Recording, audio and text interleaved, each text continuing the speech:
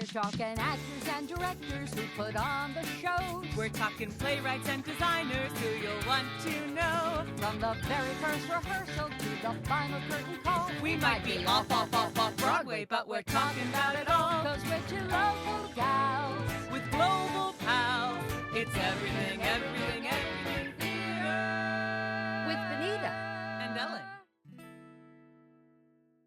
Hello, everyone, and welcome to the Everything Theater Podcast, the podcast where we talk about Everything theater, and we've already been doing it. Hi, I'm Benita Zahn. And I'm Ellen Cribbs.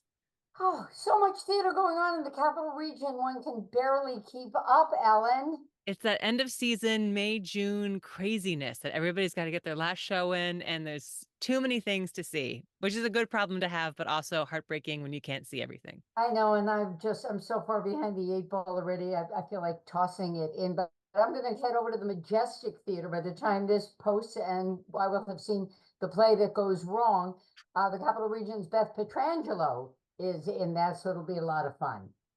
Excellent. Such a good show. You love it. I love it. I want to do that show. Someone do it so I can be in it. Well, let's talk to our guest. We've got Marybeth Clark with us today. She hails all the way from the Charleston Stage, the artistic director. They knew a podcast and said, "Hey, what about Marybeth?" And we said, "Yeah, let's do it." Hi, Marybeth. I am glad you did. And I am Charleston Stage in South Carolina, because sometimes people blend those two Carolinas together. But we are in Charleston, and we aren't having the same issues you are, because we have this international festival called Spoleto USA. And when they come to town, we exit our theater. So my only sort of downtime is May and the first 2 weeks of June. So we got you. Yeah, we're in residence at the beautiful historic Dock Street Theater in Charleston. So we are there really 11 months out of the year, but we take a little exit for Spoleto to use the venue. So it's Oh, my downtime, supposedly. do they pay you well for use of your theater? Unfortunately, they pay the city well. It is a city-owned building. So we are the primary renter, and we are the theater in residence, but it is not our building. But we are still grateful because it is beautiful. You can find out all kinds of fascinating history about it. But if I say it, it'll probably be wrong. So you should look that up. Anyone listening, the Dock Street Theater, built on the first site in America to be an actual theater. End of information. From the outside. Yeah. See, before we got started, let's see. Ellen's daughter walked in. Marybeth suspected her cat would show up, and my Stanley has just made an appearance. Stage dog. Yeah, it is. We're having a full house, and theater people, we love a full house. It's great. So I'm just so excited about talking with you. I know Ellen is as well. You showed up there as a performer, and then in 97. Yeah, I had worked as an actor in the Tampa, St. Pete area. I went to the University of South Florida in the early 80s. And then we had 3 equity companies at that point. So I was a young actor. And so I was able to work, luckily, with all 3. Life was really fun. I started to do some regional work out of state, and met my husband on a contract, and he was in Chicago.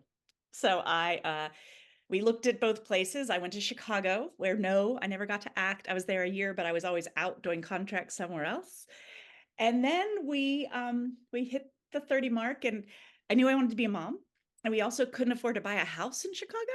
So I took a train once to Hammond, Indiana, where a friend had bought a house. And I said, I don't want to take trains to Hammond, Indiana to have a house. So we picked up and moved. We had no jobs. I had never been here. And my husband had been here once as a child on like a mission trip. So we moved to Charleston, South Carolina in our early 30s with no job and no plan. And my actual plan was, I'm going to quit theater. I'm not going to be a theater person. I'm going to get a 9-to-5 job because I want to be a mom. And that lasted about a year. And I worked at a school, performing arts school, where I taught theater. And then I met the founder and producing artistic director at that point of Charleston Stage, Julian Wiles. And first he asked me to teach in his, education program a little bit. And I was like, yeah, we always, of course, but we needed the money. So I did it. And then I did a show there. And then he asked me to assistant direct. And then 26 years ago, he asked if I would be their director of education. So I went in, and at that point, the company was 21 years old. He started it as a mere baby. And I was excited, but I had a lot of ideas. And he continues to be this incredibly generous man, though he's retired. And I said, I don't really like the way the education program is taught, and I don't think the actors are what they should be. So I think we need to change all that. And believe it or not, he said, okay, what are your ideas? And so I started my second year there, this program called the Resident Acting Program. And I started hiring young actors who are anywhere from 22 to now 28, 29. And they come for a year and they're guaranteed a certain number of roles, but then they learn, because I have 3 full-time education staff in addition to me, they are taught to teach theater. So we sort of combined, which really are all my accidental careers. And now that program, I've had 150 actors pass through the Charleston Stage resident actor program. So Wow. yeah, and they're embraced by the community and the families. And I'm about, the end of this week, I'll say goodbye to one group, and 3 days later, I will say hello to the next. So yeah, that's how this performer ended up in Charleston, South Carolina, to never perform again. And should also point out, you did become a mom. You've got 2 grown daughters. I do. I have a 24 and a 28-year-old. So we figured it out. They grew up, they did theater growing up, and they went on to different careers, which they love and are passionate about. But yeah, so, but it wasn't a plan. I have never quite, I don't feel like I'm a very good planner. I'm more of a see an opportunity and just head that direction without a lot of thought. And it's oddly worked out. So I'm not very good at career counseling, I feel like, because I'd be like, how did you get all this? And I went, well, I showed up a lot. I showed up. But that's a really important thing. Mm-hmm. I think that number one, maybe it's number 1 through 10. A lot of people, no matter the age, forget the importance of walking through an open door. It may not be the one you envisioned, but wow, the journey you get as you walk through it. It could lead you to the door you envisioned, but it may in fact lead you to something much greater.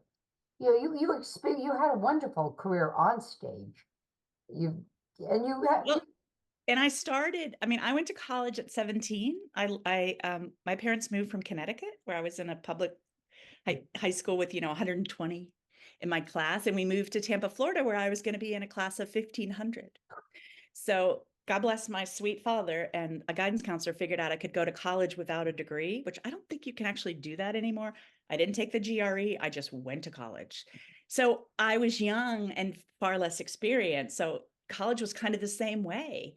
There would be, we had the Free Munich Theater of Germany came in the 80s to work, and they auditioned. We went in this big dance studio, and they said, we're going to start running. So we were like jogging around this room, which, physical warm-ups, drop down your spine, breathe a lot, shake out, whatever. So I'm doing this like jogging, and then they're giving us things to say, of course, in these heavy German accents. So we were trying, but not getting it right. Well, we kept jogging for 3 hours. And at the end of the night, we left, and we all kind of looked at each other, and the upperclassmen who were getting cast in all kinds of plays didn't come back the second night. But I did. Nobody else was using me.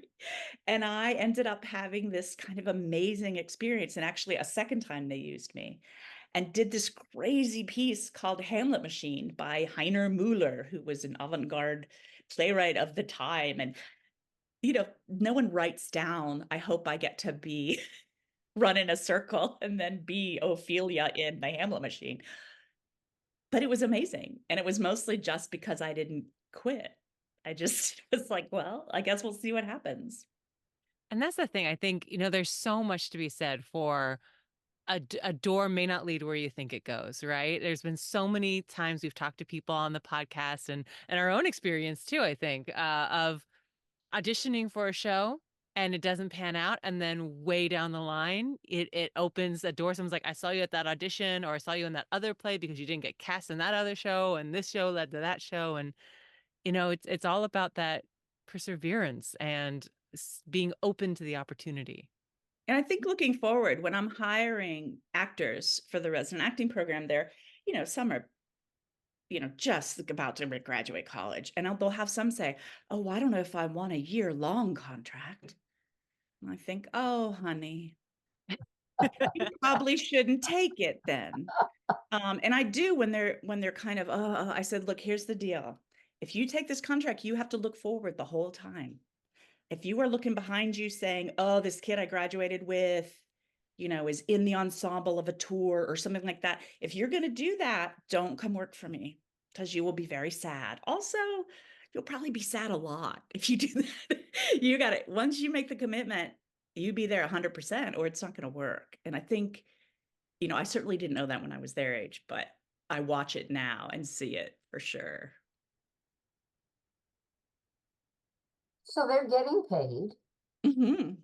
and learning. So it's paid graduate school in a pro environment. She said. Yeah. When does, because obviously people are going to hear this all over the country in the 518 area, and we've got a lot of very talented young folks. When does one apply for your Well, program? we started 20 some years ago going to the Unified Professional Theater audition in Memphis, Tennessee in February. So that used to be the time. But as Zoom and things have gotten better, what I did this year is I actually used a lovely casting agent, Cindy Rush out of New York, who we used before COVID. And I talked to her and I said, look, I'm not reaching as many as I want, and we've built up a good enough reputation. I don't have to sell the program as much anymore. People know someone who did it, kind of thing. So I did half and half. I ended up hiring half and half. Half came from UPTA. The other half came from virtual submissions, and they submitted to this casting agent who went through them for me and then gave them to me. But we also always post, we'll take times if we don't use Cindy, but I think we probably will use her again, we take submissions too. But we basically, by the end of February, we're hired for the next year, and they arrive in June and work till the beginning of May or the beginning of June, just depending on what we're doing. So it's at least an 11-month, sometimes a 12-month contract. And you're a pro house. What? You're a pro house now. Yes. Yeah, we are professional non-equity. And nobody knows. What does that mean? I don't know. It means to me that it would be hard to be an equity actor and make your living in Charleston, South Carolina. I also, personal little prejudice, because I love equity and has worked very well for many people. I don't feel like they are paid enough attention to regional theaters and how they work, because the rates that are created don't necessarily take into account the number of performances a week, or the, that kind of flexibility of really looking at how much work is done. So we do equity contracts. We're happy to we do guest artist contracts when needed. But we also have this just unique city where a lot of people were equity when they lived in New York and things, and now they're not, though technically that's not a thing, which I try to tell them, you can't really quit. You can just, but we also have, I have former resident actors who 15 years later moved back and marry and are raising families here. The bulk of our budget goes to the staff, which is 3/4 of which is production. Because what I don't have the option of, which people do in bigger cities, is to have seasonal carpenters. because first of all, you don't look out the door in Charleston and find a bunch of theater technicians. Of course, right now in America, it's hard to find them anywhere. But the thing is, we don't have those resources. So in order for them to live comfortably, they have to be on salary. So we have 28 and they're all on salary and have Pardon, you have benefits. 28 carpenters on salary? No, 28 staff total. Yeah, I was gonna say, But there are That's a lot. 7. There are 7 in the scene shop. And that's a lot. it is. And there's 4 full-time in the costume shop. And that's, that's salaries and matching 401ks and health insurance. And so we're trying to build a more I use the word humane a lot because I feel like, and Charleston's expensive. Housing is crazy here. So you can't just scoot in and grab a temp place. So the people, our designers that live here, we have one getting married. We have a stage manager that recently got married. Their lives are here, but their full-time work is with us. So, and that's kind of how the resident actor program happened. It was like, what would I have liked? So, Before we even go further, you also have a robust education program. we do. And that's because our founder never considered education second tier. He started it as a theater for youth. And then we've just always kept that. Now, they're separate entities in the way they work. The kids take class, the kids do productions on their own. They're not part of the professional theater company. However, when you're doing Fiddler and Christmas Carol, there are some children. But the only children we audition are children that are in our highest troop levels, which is, to be honest, because we have their parents trained that if you get a bad grade in Spanish, they don't keep you home from the show. So it has more to do with families that get it than it does the kids, to be honest. But yeah, that's I became director of education first. Then, because I was casting all the shows, we added associate artistic director.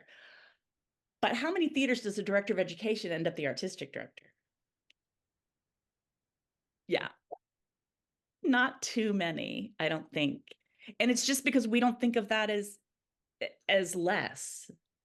And we don't.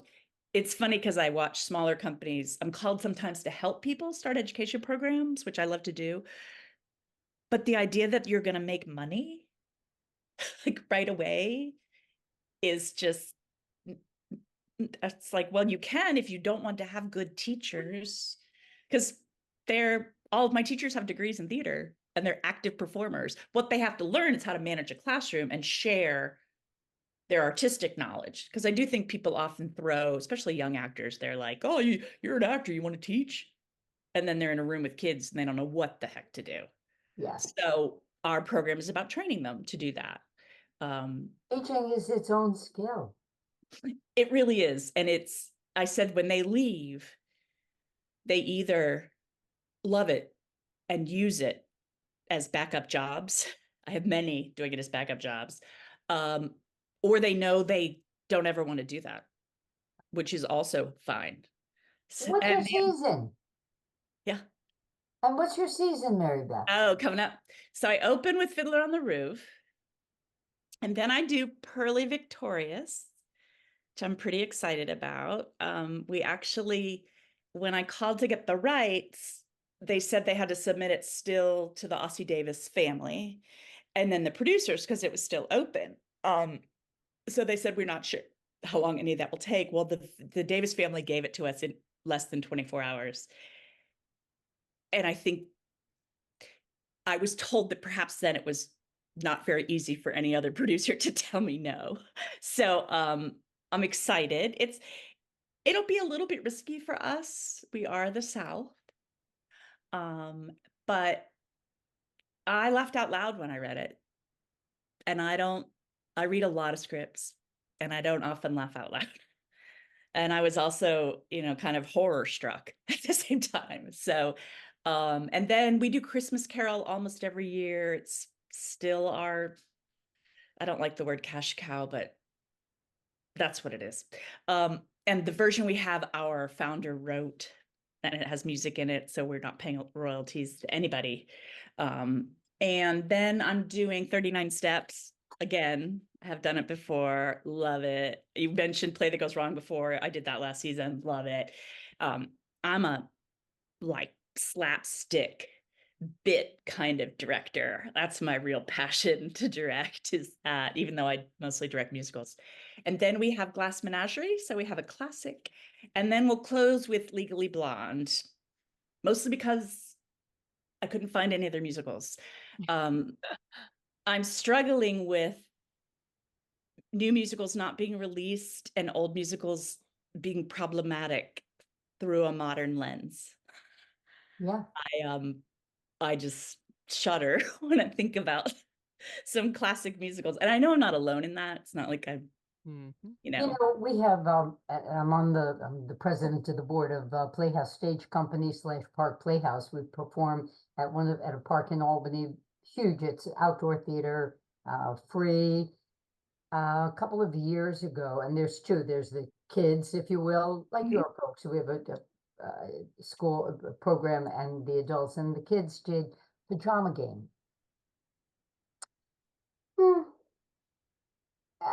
Became edgy, not for being edgy reasons.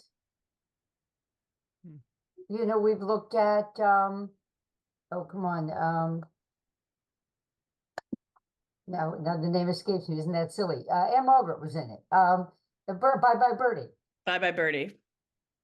Too dated. The We're not that into grown men dating little girls. It's just a little awkward. Or what is it, 42nd? What's where they are selling them into slavery? It's like the most benign musical ever written, and it's so. And I don't. And also a lot of them that are more. Our people love to bring a family member. They love to bring their kids, and our tickets are fairly expensive. So we like to have a show like that, and they're just really, because Shrek is touring. A lot of shows that I'm not even that passionate about, but I know that they would work for our families, aren't available. I'm waiting. I'm hoping the new Peter Pan, they did a little work on that and took out some, ugga wugga-ing. So I'm hoping that maybe that will be out, but that tour just started. So, and we've done the Disneys, but you got to kind of wait. Plus the investment is so big financially Little Mermaid and Beauty and the Beast are my favorite of those, but I've done them both, so twice. So I'm still kind of waiting. And then there's Little Jagged Pill and things of that nature. Does that not play to your audience? Well, I wonder, because the same thing happened, though they aren't quite the same, with Waitress. The draw for those is the name, but not the name of the musician, like Waitress, Sarah Bareilles. I don't know that our demographic care. I don't know that they're, oh, Alanis Morissette, I can't wait to see it. Because we're talking about an older, now our audiences skew younger than maybe a symphony. And they've averaged younger since COVID than they did before. But we're still looking at, people in there and with enough disposable income to attend. We're looking at more 60s, 50s, 60s and up. So I love those pieces, and the actors I want to come work here for the young company love those pieces. So that's kind of why Fiddler and Legally Blonde are there, because younger actors as a whole, not to generalize, are not that excited about Fiddler on the Roof. But I also tell them, you don't really know it. You think you know it because you saw it in high school. But anyway, so that's, and on like everybody sees them, that's one of the challenges, is what will people see and what will these young actors come be in? And this is something, and Ellen and I talk to folks all over the country, and everyone who runs a theater is dealing with this. And how do you bring enough happy in post-pandemic? Because people want happy. They do. and they want things they know. We were told by multiple people they didn't see the prom because they didn't recognize the title. And then when I asked about what it was, it the LGBTQ, oh no, we don't care about that. We just didn't know what it was. Seems like it's something for high school kids. So, which means, maybe there was, we should have been doing more somehow to get that message across. I mean, you have to learn from things that don't sell as well. But I do think there's a certain comfort level in seeing something, I mean, that's, Netflix, and, what are you looking for when you're scrolling?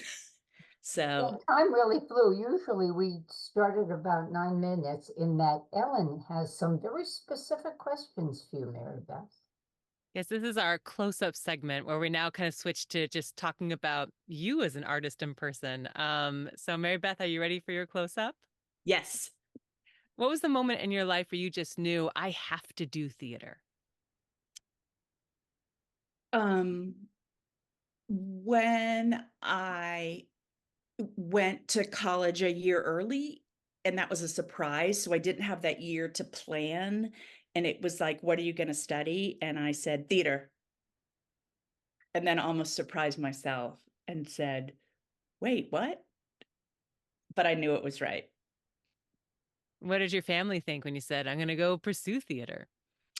The good thing is I'm the baby of 5 with a lot of years. I'm that, oh, look, surprise. So there's 2 lawyers and 2 teachers. And I think my parents got what they needed, and they were kind of tired. So they literally were like, if you can make it work. And we took care of ourselves. If you needed more money, there wasn't like somebody didn't give you a credit card, then you just got a job and earned more money. You know what I mean? That's how my parents were the product of the Depression. My dad was in World War II. We had a certain work ethic. And so they were like, do whatever you need to do, So yeah, I was very blessed. I was very blessed. Not a negative word. Is there a certain show in your life that's had a huge impact on it, whether that's something you were involved with or just saw?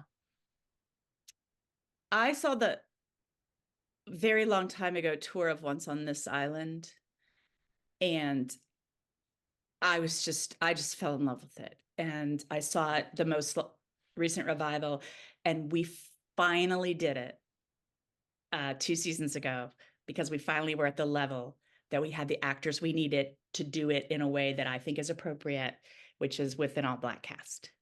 And the first read through, not even read through, we gathered together to go over the designs and stuff. And so they did a little warm up, and then they just sang the beginning of something. And I looked, and a bunch of actors who I know were in tears.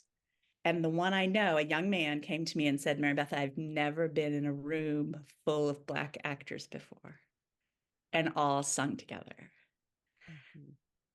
And it didn't sell that well, but it was beautiful. And what I tell people, like board members, if we hadn't done that, we couldn't have done beautiful. If we didn't create a space where actors felt comfortable and appreciated and paid, they wouldn't have come to being beautiful. So it's the steps. But yeah, I love Once on This Island. I've always loved it. And I was probably, I don't remember when that first tour was, but it was a long time ago. Is there a show on the bucket list that you got to get to? Well, Come From Away. I just love it. I just love that show. The pilot was originally from South Carolina, and locals love anything that even hints at being local. So that's on the bucket list. Some of the big, like I would love to do Les Mis. I was never a musical theater actor, but I like directing them. And that's a show I would love to be able to do, just because, there's just so much, there's just so much in there. So that's probably there. And in our last minute that we have you, as head of education, what is your advice to all those heads of education out there of how to make a successful education program? Find your balance between process and product. Everybody wants a product. there are a million people buying MTI Juniors and just producing them one after the other after the other. Nothing wrong with that model. Decide if that's really what you want. Because yes, people will buy it. Yes, mom and dad want to come see a product. Just like in karate, everybody gets a different color belt. It's hard for parents to understand what they're paying for. But if the passion is more about the process, there are ways to share that with parents, especially now with codes and weekly updates and apps. So you don't have to do what everybody else is doing. Love it. Not that there's anything wrong with those. Yeah. Marybeth Clark, Artistic Director of the Charleston Stage in South Carolina. Wow, so much. You're a one-woman show. Well, that's what happens. I said I only get to act in curtain speeches now. So, And and on you podcasts. milk 'em. Yeah. So I'm going to make the most of it. I appreciate you having me. And the fact that theater people can reach out to each other and ask questions, I can call a total stranger and ask them 50 things about Fiddler and they will answer me. And I think too many people don't appreciate that about us and our industry. And I'm really grateful. So anyone listening, and to you too, thank you. Thanks for being the kind of community that shares. I loved you had said, I guess I'll see what happens. So I guess we'll see what happens. And listen, anybody going to start making their plans to head south when the snow flies, and that happens here very quickly, make sure you stop off at the Charleston Stage, say hi to Marybeth. She's got a great lineup, and say, yeah, I got to know you from Everything Theater. Yeah, if you say that, I'll probably comp you. Go ahead, go for it. Oh, Marybeth, all the best. Break legs. Have a great season. Thanks so much. Thank you so much. Good night. And for all our listeners, all our listeners, thank you so much. I'm Ellen Cribbs. And we'll see you next time. Take care. Bye-bye.